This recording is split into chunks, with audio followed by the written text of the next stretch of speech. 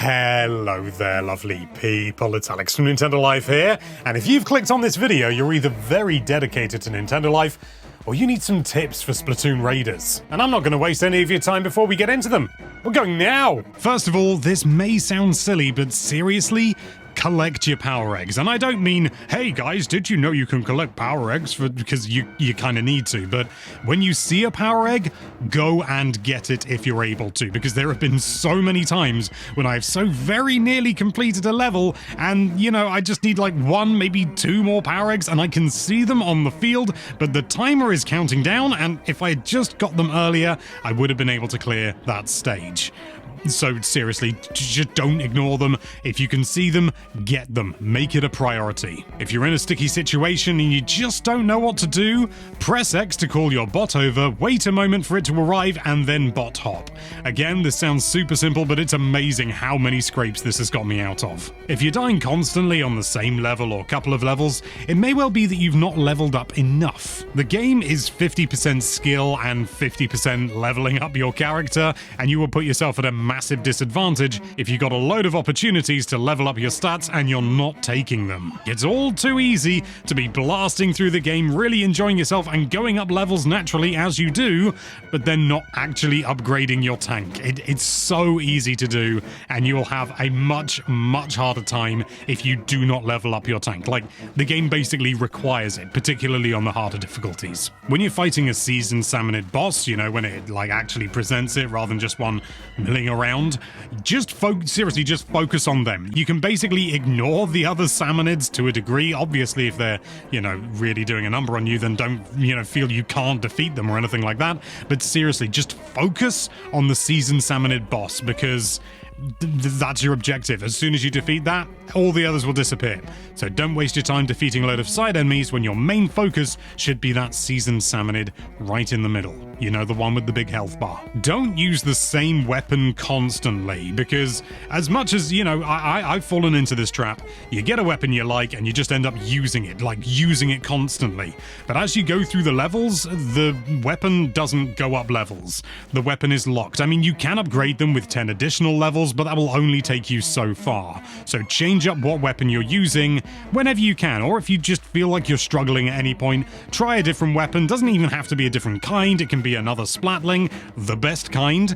Just, you know, change it up, make sure you're checking the level of each thing, because the damage output will change dramatically. Do not forget to equip your relics. You get them so often, it can be so easy to just sort of go, oh yeah, that would be a cool power, and just then forget about it entirely. Every so often, go in, check your relics. You may even be able to equip more than you realize if you've leveled up to a certain point, but you've been using one kind of tank. When you change to another, you may not even have any relics equipped. So, you know, bear it in mind.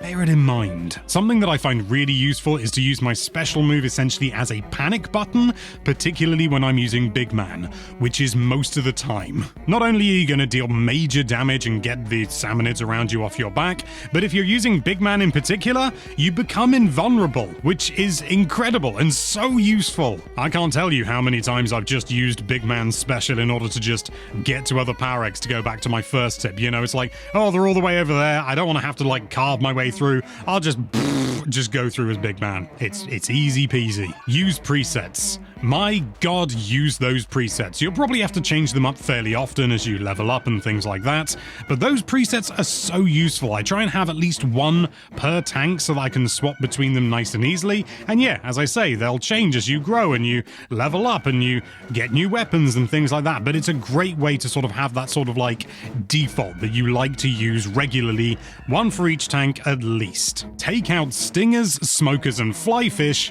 basically as soon as you're able. You'll know when they're around, because smokers will send out those great big cloud sort of orb things, stingers will send out their massive powerful beam, and flyfish will, well, they'll fire their flippin' missiles at you. Seriously, go and take them out at your earliest convenience, because those things, they won't move towards you, they won't be aggressive, they'll just stay at the back, and they'll just go, and they'll fire their things from a distance, and the only way to take them out is to get up close and personal and take them out manually. Because if you don't, then maybe some more will spawn, and then suddenly you've got even more, rubbish flying at you, and you'll die. Here's a cheeky little thing I learned playing Salmon Run on Splatoon 3.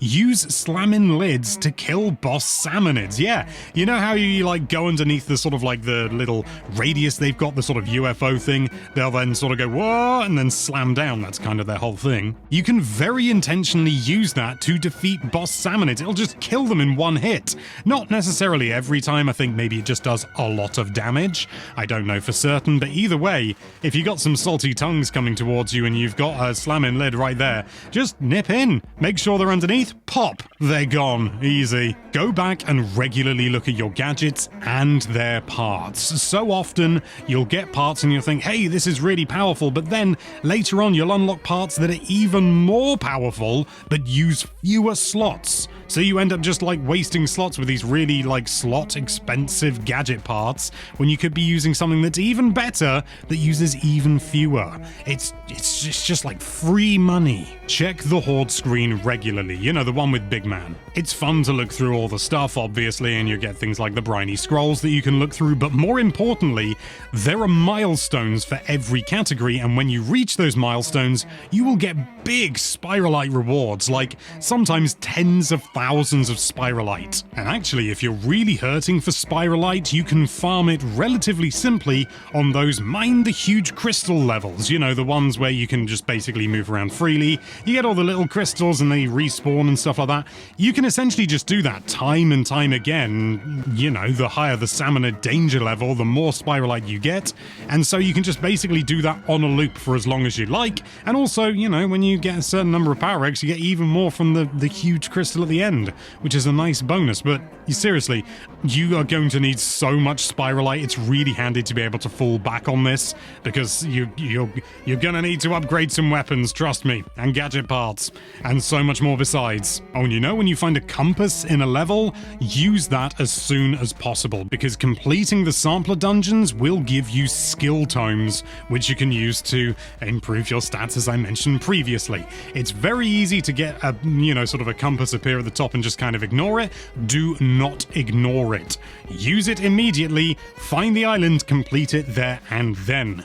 You will not regret it. And finally, if you're waiting for any reason for, help, or just friends to come online, or whether you're trying to help someone else, not only is there an arcade machine with 4 genuinely really good little mini games on there, but there's also a kind of hidden crane mini game where you can pick up crates from the ocean and then drop them down, and they contain resources. They can have Spiralite, they can have the enemy rewards, like the salty tongue bucket and stuff like that. Genuinely useful and a good way to kill a little bit of time.